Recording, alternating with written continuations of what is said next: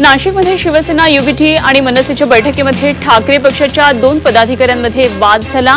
जयंत दिंडे आणि विनायक पांडे यांच्यामध्ये विधानसभा निवडणुकीतल्या प्रचाराच्या मुद्द्यावरून हा वाद झाला। त्यानंतर विनायक पांडे यांनी बैठकीतून काढता पाय घेतला।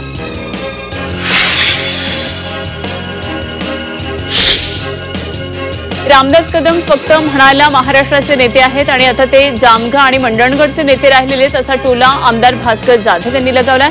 तसंच त्यांचं वक्तव्य हे वाचाळ वीरांचं वक्तव्य आहे, त्यांच्या कुठल्याही वक्तव्याला आम्ही महत्त्व देत नाही असंही जाधव म्हणाले।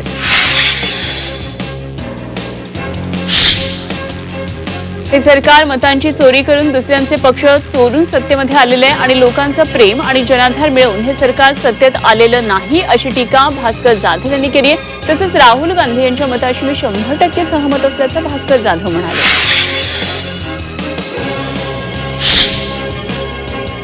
आमच्यामध्ये कुठेही कुरघोड्या नाहीत आणि असल्या तरी सुद्धा जिवंतपणाचे ते लक्षण आहे असं विधानमंत्री उदय सामंत यांनी केलं। आम्ही महायुती म्हणूनच निवडणूक लढवणार आणि महायुती म्हणूनच विजयी होणार असा निर्धार त्यांनी केला।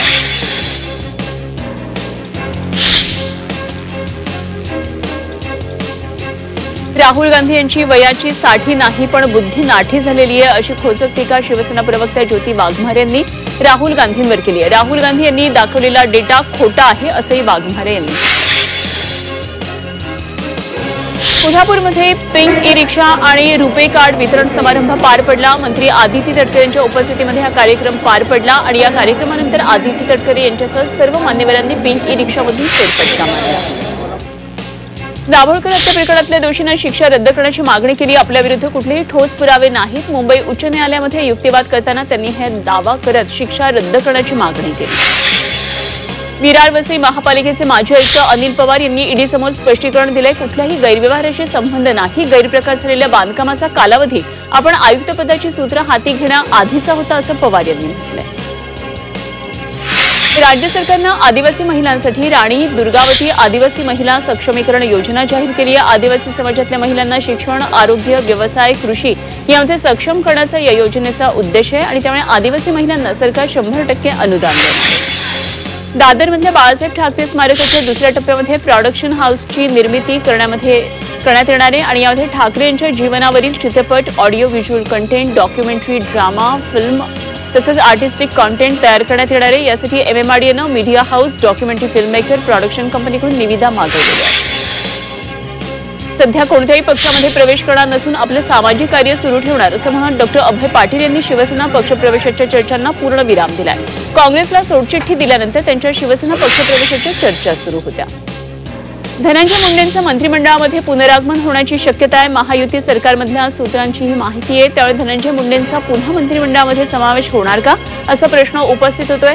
महायुती सरकार मुंडेंसाठी अनुकूल असल्याचं समजतंय।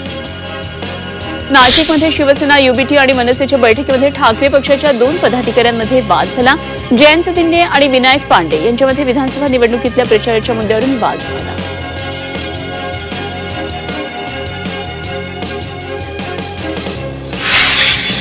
कोल्हापुरातल्या संगीत सूर्य केशवराव भोसले नाट्यगृहाला 2024 मध्ये भीषण आग लागली होती आणि या घटनेला आज 1 वर्ष पूर्ण झालं। या निमित्तानं नाट्यगृहाच्या पुनर्बांधणीच्या कामाची उद्योगमंत्री उदय सामंत यांनी पाहणी केली।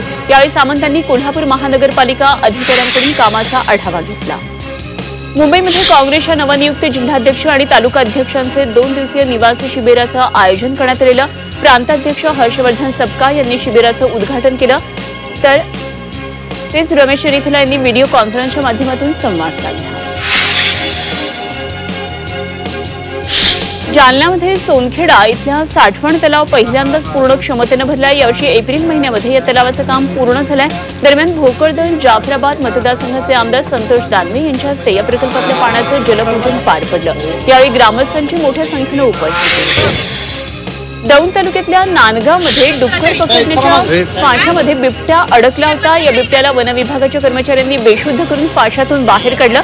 दरम्यान पुढच्या उपचारांसाठी बिबट्याला वनविभागानं ताब्यात घेतले। मात्र यावेळी बिबट्याला पाहण्यासाठी नागरिकांनी मोठी गर्दी केली।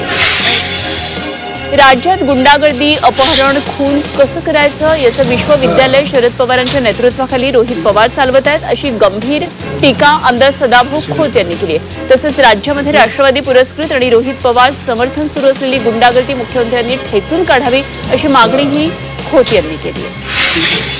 येवला रेल्वे स्थानकाची मंत्री छगन भुजबळ यांनी पाहणी केली। अमृत भारत स्टेशन अंतर्गत येवला रेल्वे स्थानकातल्या विकास आराखड्याला गती देऊन काम सुरू करण्यात यावं अशा सूचना मंत्री भुजबळांनी रेल्वेच्या संबंधित अधिकाऱ्यांना दिल्या। पुणे नाशिक महामार्गावर चाकण वाहतूक कोंडीच्या पार्श्वभूमीवर उपमुख्यमंत्री अजित पवार यांनी चाकणचा दौरा केला।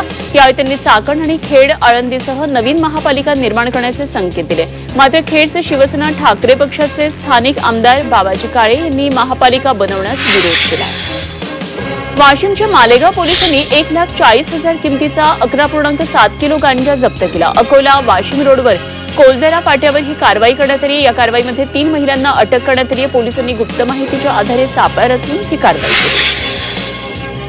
जालन्यामध्ये सुट्टीवर असलेल्या जवानाचा अपघाती मृत्यू झाला। अमोल दळवी असं मृत्युमुखी पडलेल्या जवानाचं नाव आहे आणि त्यांच्या मूळ गावी बोरगाव जहागीर इथे दळवी यांच्या पार्थिवावर शासकीय इतमामात अंत्यसंस्कार करण्यात आले। या घटनेमुळे परिसरात शोक पसरला। जळगाव शहर पोलीस ठाण्यामध्ये पोलीस अंमलदार आराम कक्षाचं उद्घाटन करण्यात आलं। पोलीस अधीक्षक डॉ. महेश्वर रेड्डी यांच्या हस्ते उद्घाटन करण्यात आलं। सुप्रीम कंपनीच्या सहकार्यातून अतिशय सुसज्ज सर्व सुविधायुक्त पोलीस अंमलदारांसाठी हा आराम कक्ष उभारण्यात आला आहे। नाशिकमध्ये एकनाथ खडसेंचे जावई प्रांजल खेवलकर यांच्या विरोधात आंदोलन करण्यात आलं। नाशिक भाजप कार्यालयासमोर हे आंदोलन करण्यात आलं।